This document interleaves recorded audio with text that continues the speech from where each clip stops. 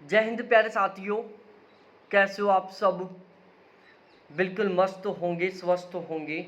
और दिसंबर 2024 में जो यूजीसी नेट का एग्ज़ाम होने वाला है उसकी तैयारी में ज़बरदस्त तरीके से व्यस्त होंगे। आज का ये सेशन आप सभी कैंडिडेटों के लिए बहुत ज़्यादा महत्वपूर्ण होने वाला है। यदि आप दिसंबर 2024 में जरब क्वालिफाई करना चाहते हैं और आपने अपनी तैयारी को शुरू कर दिया है, यहाँ पर हम पिछले एक महीने से दिसंबर 2024 में जरब क्वालिफाई करने के लिए ज्योग्राफी और नेट के फर्स्ट पेपर का गारंटी बैच शुरू कर चुके हैं। और हमारे यहाँ पर बिल्कुल शेड्यूल वाइज बिल्कुल सिस्टमेटिक तरीके से क्लासेज चल रही हैं। ऑलमोस्ट सभी को बिल्कुल सिस्टमेटिक वे में क्लासेज मिल रही हैं। और हम यहाँ पर regular Sunday to Sunday test लेते हैं। जैसे अभी 15 सितंबर को जो संडे था उसको हमने टेस्ट लिया था 2 यूनिटों का, जिसमें हमने 2 यूनिट शामिल की थी। एक था हमारा कल्चर ज्योग्राफी रीजनल प्लानिंग, और दूसरा था हमारा क्लाइमेटोलॉजी। और अब जो आगे संडे आने वाला है, मतलब जो कल संडे होने वाला है, इसको हम कल्चर ज्योग्राफी का टेस्ट लेने वाले हैं। तो हमने जो पिछले संडे को जो टेस्ट लिया था 15 सितंबर को, जिसमें हमने रीजनल प्लानिंग और क्लाइमेटोलॉजी के क्वेश्चनों को शामिल किया है, एक बार हम यहाँ पर उनको सॉल्व करते हैं। आप यदि इस टेस्ट में शामिल नहीं थे तो एक बार आप ज़रूर अपना एनालिसिस करना कि आप यहाँ पर कितने क्वेश्चन ठीक करते हैं।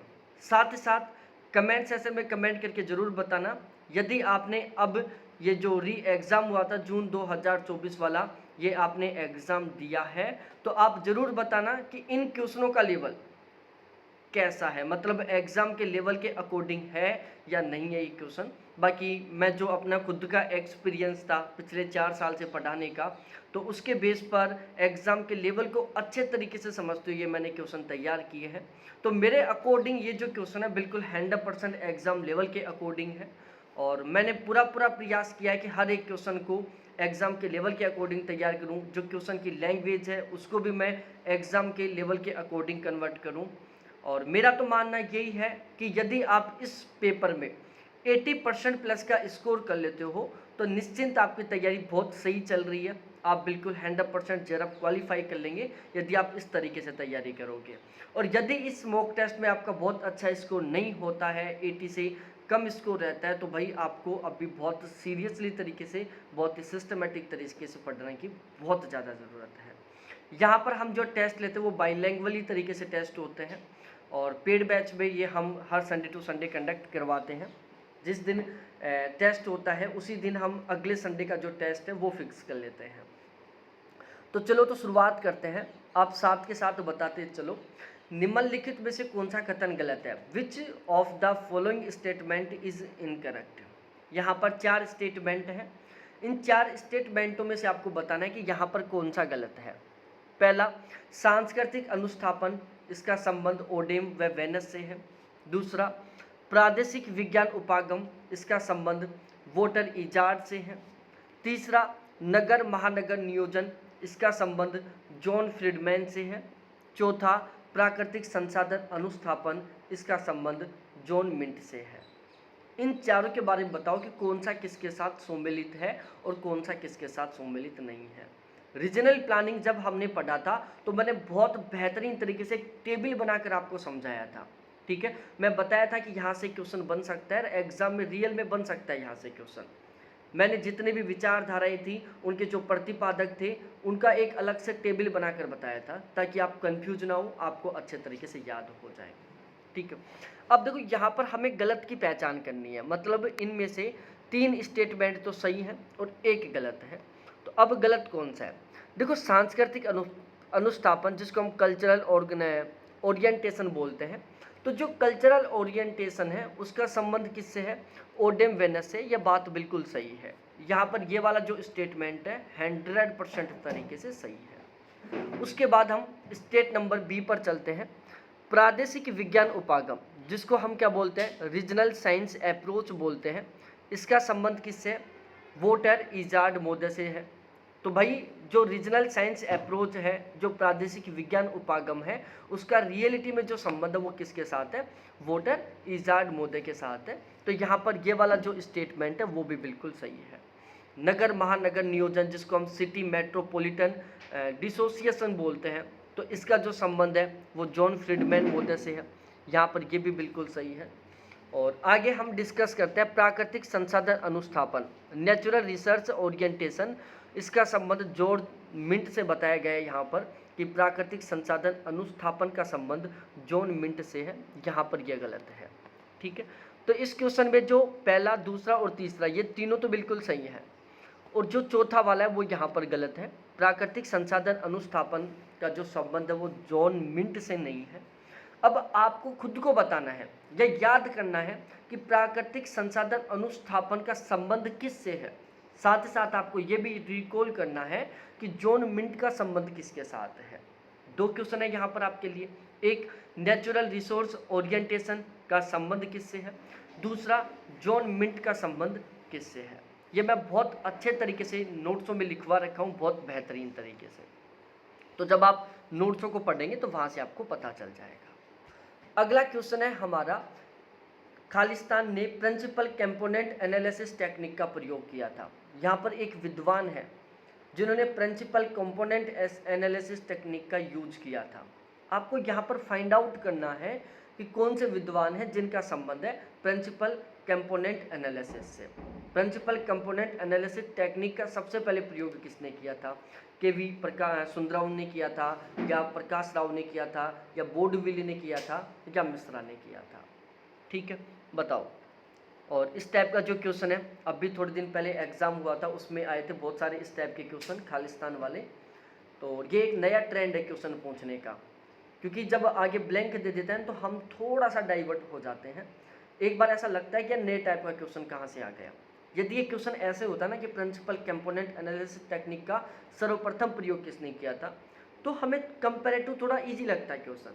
लेकिन आगे ब्लैंक दे दिया और फिर पूछा कि ने प्रिंसिपल कंपोनेंट एनालिसिस टेक्निक का प्रयोग किया था, तो यहाँ पर बताना है। तो देखो, जो के.वी. सुंदरम है, इन्होंने सबसे पहले प्रिंसिपल कंपोनेंट एनालिसिस टेक्निक का प्रयोग किया था। तो के.वी. सुंदरम ने सर्वप्रथम प्रिंसिपल कंपोनेंट एनालिसिस टेक्निक का प्रयोग किया था, इसके बारे में आपको पता होना चाहिए। अब यहाँ पर आपको मिलान करना है कि कौन सा किसके साथ सम्मिलित है। बताओ, list first, list second. List first में हमने यहाँ पर मेंशन किया है कुछ प्रमुख ऑर्गेनाइजेशनों के बारे में, कुछ प्रमुख भूगोलवेताओं ने। ठीक है, लिस्ट सेकंड में हमने शामिल किया कि इन्होंने कितने भागों में नियोजन किया है, कितने स्तर पर नियोजन किया है। ठीक है, तो अब आपको यहाँ पर सम्मिलित करना है कि किसका किसके साथ संबंध है।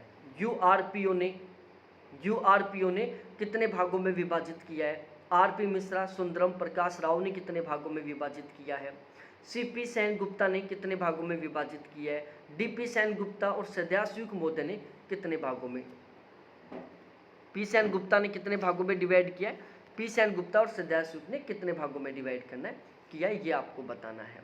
तो करो सम्मिलित एक बार। भाई तुक्का लगाओ आप, कोई दिक्कत नहीं है, नहीं आ रहा तो तुक्का लगाओ। हमें तुक्का लगाने के भी नंबर मिलते हैं इस एग्जाम में, क्योंकि यदि हमने 5 क्वेश्चनों में तुक्का लगाया और उसमें से 3 क्वेश्चन ठीक हो गए, 6 नंबर मिल जाएंगे, क्योंकि यहाँ पर नेगेटिव मार्किंग नहीं है, सभी के सभी क्वेश्चन आपको अटेम्प्ट करने हैं। तो यहाँ पर तो तुक्का मारना भी एक कला है, जो जितने ज़्यादा सही तुक्के लगाएगा उसका स्कोर उतना ही ज़्यादा इंक्रीज होगा। तो बताओ, यूआरपीओ ने कितने भागों में, आर.पी. मिश्रा, सुंदरम, प्रकाश राव ने कितने भागों में, पी सेनगुप्ता ने कितने भागों में, पी सेनगुप्ता और सदाशिव महोदय ने कितने भागों में क्लासिफाई किया था। क्वेश्चन नंबर 3 का सही आंसर 3 है ना। हाँ, क्वेश्चन नंबर 3 का सही आंसर बताओ। देखो, हम सम्मिलित करते हैं यहाँ पर जो यूआरपीओ है। ठीक है, इन्होंने टोटल 13 स्थूल भाग और 35 सूक्ष्म भागों की बात की थी, मतलब इन्होंने द्विस्तरीय विभाजन किया। क्या किया?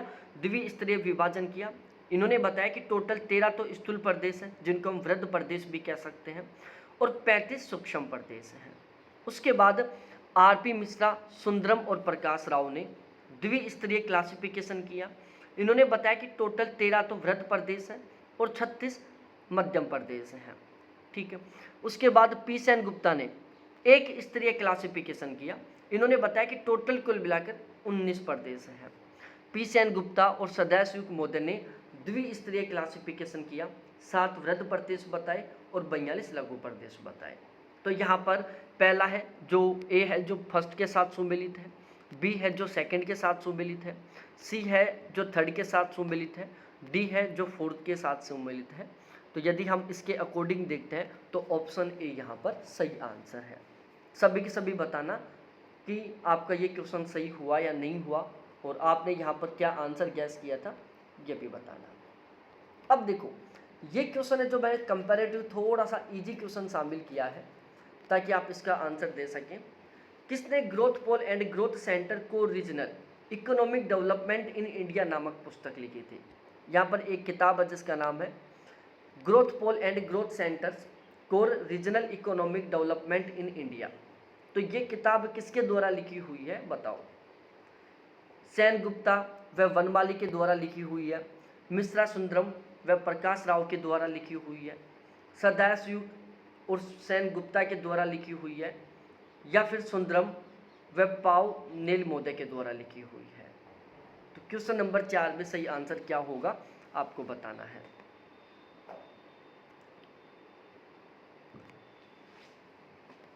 बताओ, ये 4 ऑप्शन है। देखो, 3 विद्वान थे, एक का नाम था मिश्रा, ठीक है, एक का नाम था सुंदरम और एक का नाम था प्रकाश राव।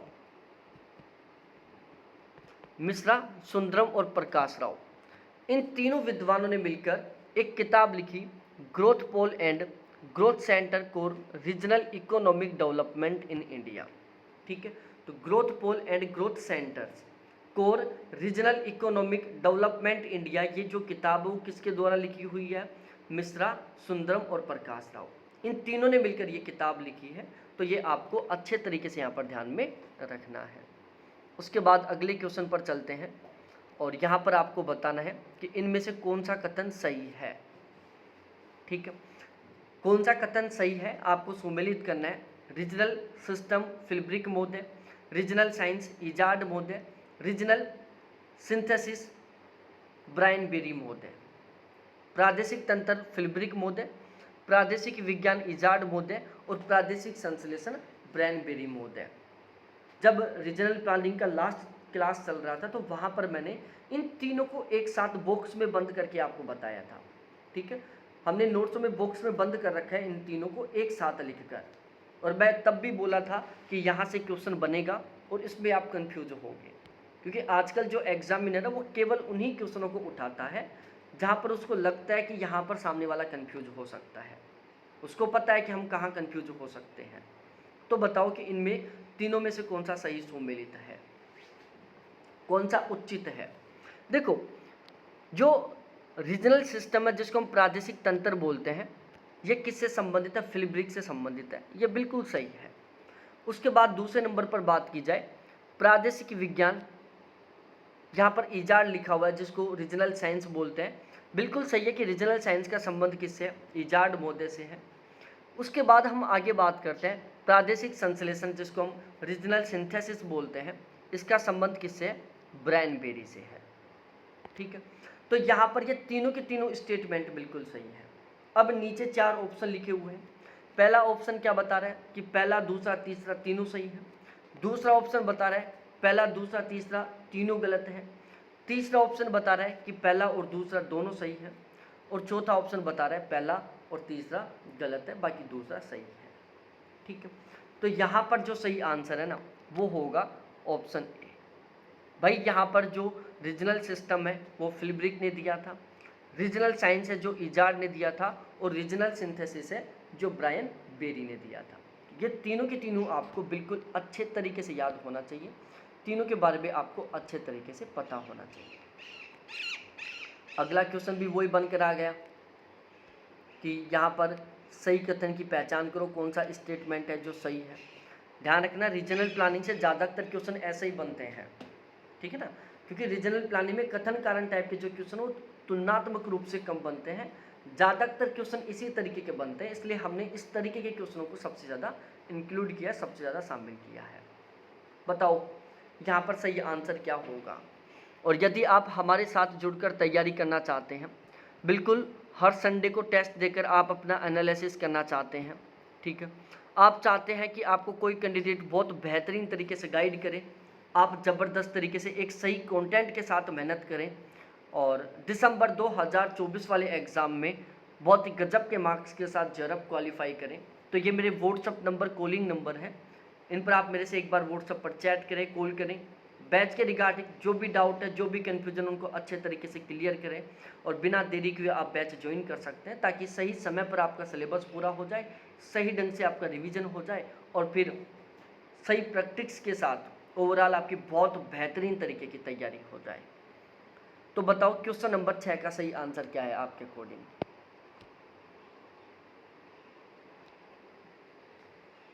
सही सुमेलित कथन की पहचान करनी है। देखो एक एक करके हम समझते हैं। यहाँ पर ये वाला जो ऊपर लिखा होता है ना, इसको अच्छे तरीके से पढ़ लिया करो।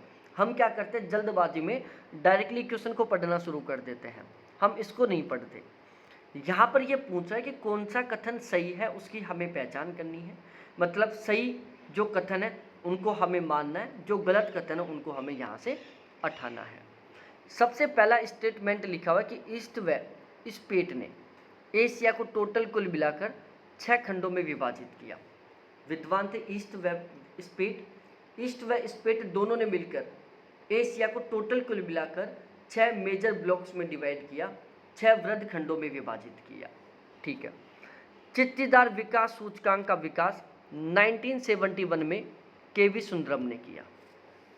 चित्तीदार विकास सूचकांक का विकास 1971 में केवी सुंदरम ने किया।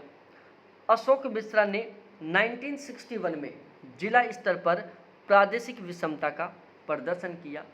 1999 में मोनी ने 38 स्तरों के आधार पर विकास के स्तरों को मानचित्र पर प्रदर्शित किया। अब बताओ कि यहाँ पर सही आंसर क्या होगा, जल्दी जल्दी बताओ, सभी के सभी कैंडिडेट बताओ। ईस्ट व स्पेट ने एशिया को 6 खंडों में विभाजित किया। चित्तीदार विकास सूचकांक का विकास 1971 में केवी सुंदरम ने किया।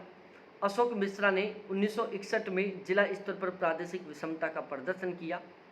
1999 में मोनी ने 38 स्तरों के आधार पर विकास के स्तरों को मानचित्र पर प्रदर्शित किया। क्वेश्चन नंबर 7 है। ऑप्शन ए चारों सही, ऑप्शन बी चारों गलत, ऑप्शन सी पहला दूसरा तीसरा सही, ऑप्शन डी पहला तीसरा और चौथा सही। बताओ यहाँ पर सही आंसर क्या होगा?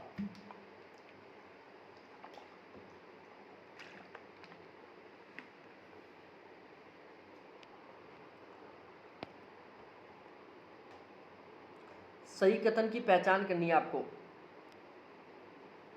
क्वेश्चन नंबर 6 में सही कथन की पहचान करनी है।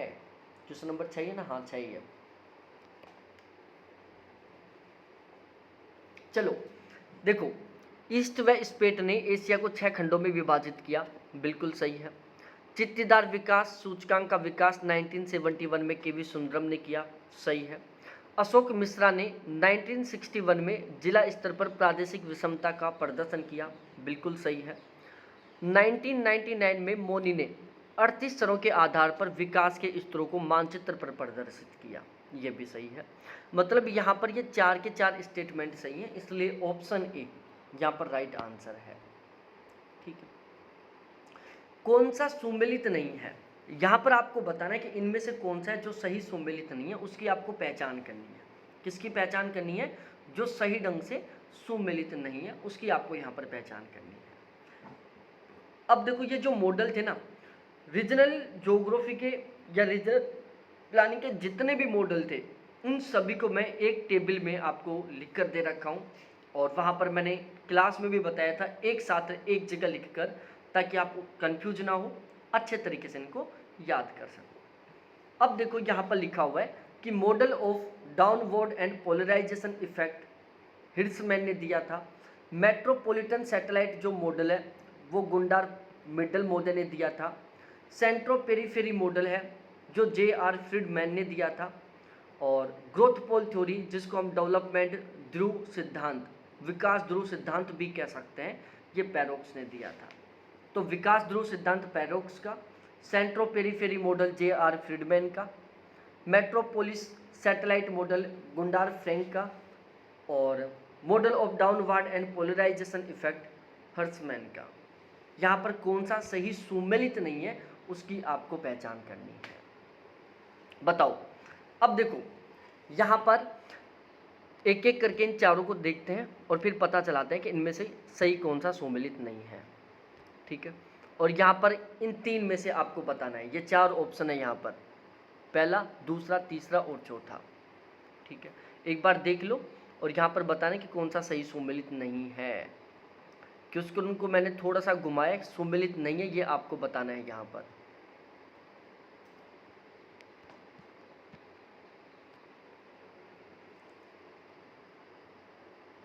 देखो,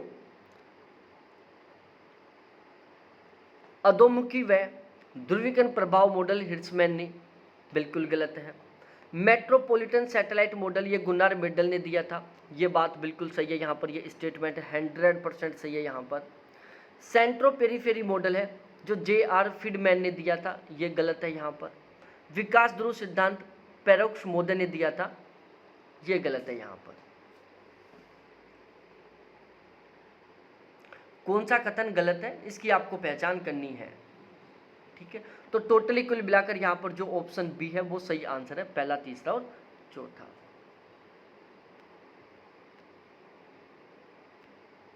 एक मिनट, इसमें जो चौथा है ना वो सही है। ठीक है, ये सही है, पहला, दूसरा, तीसरा गलत है। ठीक है, इसलिए यहाँ पर जो ऑप्शन ए है वो होगा। जो क्षेत्र गरीब है वह और गरीब होता जाता है तथा जो क्षेत्र अमीर है वह और अमीर होता जाता है। ये स्टेटमेंट किसका है? जो क्षेत्र गरीब है वो और ज़्यादा गरीब होता जाता है, जो क्षेत्र अमीर है वो और ज़्यादा अमीर होता जाता है। ये स्टेटमेंट किसका है एक बार बताना। और जो क्वेश्चन नंबर 7 है उसको पेंडिंग में डाल दो। ठीक है, उसको फुल डिटेल से मैं एक्सप्लेन करके बता दूंगा अभी थोड़ी देर बाद में। एक बार क्वेश्चन नंबर 8 पर आओ सभी के सभी। The area that is poor get poor and which area is rich he gets richer. The above statement is related to which geographer? Hirschman, Gunnar Frank, Gunnar Myrdal या E.M. वोलोरेटिन? बताओ question number 8 का सही answer क्या होगा। अब देखो, बहुत सारे लोग क्या करते हैं, गुन्नार शब्द को याद कर लेते हैं, किसी ज्योग्राफर के पूरे शब्द को याद नहीं करते, पूरे नाम को याद नहीं करते। अब जिन लोगों ने पूरा नाम याद नहीं कर रखा ना, वो यहाँ पर कंफ्यूज हो गए कि गुन्नार फ्रैंक आएगा या गुन्नार मिडल आएगा। देखो, जो क्षेत्र गरीब है वह और गरीब होता जाता है, जो क्षेत्र अमीर है वो और ज़्यादा अमीर होता जाता है। ये स्टेटमेंट किसका है? गुन्नार मिडल महोदय का है। यहाँ पर सही आंसर होगा ऑप्शन सी। उसके बाद कॉम्पेज शब्द का सबसे पहले प्रयोग किसने किया था? हिटल्स ने, ब्लास ने, ब्रुन्स ने या सैम्पुल ने? बताओ, who was the first user of the word compage? Compage शब्द का सबसे पहले प्रयोगकर्ता कौन थे?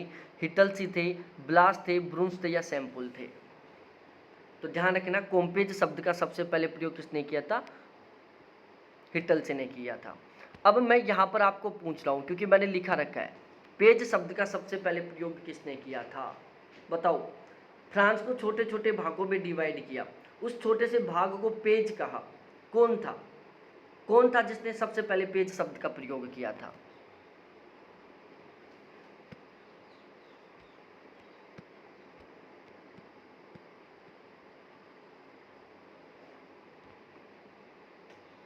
अगला क्वेश्चन है, दहलीज की कीमतों को दर्शाने वाली वक्र रेखा पर उच्चतम बिंदुओं से तात्पर्य होता है।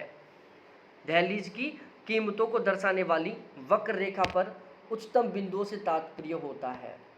मूल्य लाभांश विश्लेषण यह ज्ञात करने में मदद करती है कि विभिन्न संभावित परियोजना में कौन सी परियोजना सर्वाधिक लाभदायक सिद्ध होगी। बताओ, क्वेश्चन नंबर 10 में कौन सा स्टेटमेंट सही है?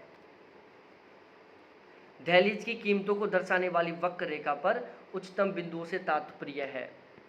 दूसरा स्टेटमेंट है कि मूल्य लाभांश विश्लेषण यह ज्ञात करने में मदद करता है कि विभिन्न संभावित परियोजना में कौन सी परियोजना सर्वाधिक प्रॉफिटेबल है, बेनिफिशियल है या लाभदायक है। तो बताओ यहाँ पर सही आंसर क्या होगा। देखो, यहाँ पर दोनों की दोनों स्टेटमेंट सही है। पहला भी सही है और दूसरा भी सही है, इसलिए यहाँ पर ऑप्शन ए सही आंसर होगा। तो इस तरीके से हमने इस संडे वाले मॉक टेस्ट में बहुत सारे क्वेश्चन शामिल किए थे। आपके इन 10 क्वेश्चनों में से टोटल कितने क्वेश्चन ठीक हुए, ईमानदारी से बताना कि आपने टोटल 10 में से कितने क्वेश्चन सही किया, ठीक है। और यदि आप हमारे साथ जुड़कर तैयारी करना चाहते हैं, बहुत ही बेहतरीन तरीके से बहुत गजब का स्कोर करना चाहते हैं, तो ये मेरे व्हाट्सअप नंबर, कॉलिंग नंबर है, इसके थ्रू आप मेरे साथ पेड बैच में जुड़ सकते हैं। साथ मिलकर बहुत ही गजब तरीके से तैयारी करेंगे, हर हाल में बहुत गजब के मार्क्स के साथ जेआरएफ क्वालिफाई करेंगे, ठीक है। तो बहुत बहुत धन्यवाद सभी साथियों को देखने के लिए। Thanks, bye.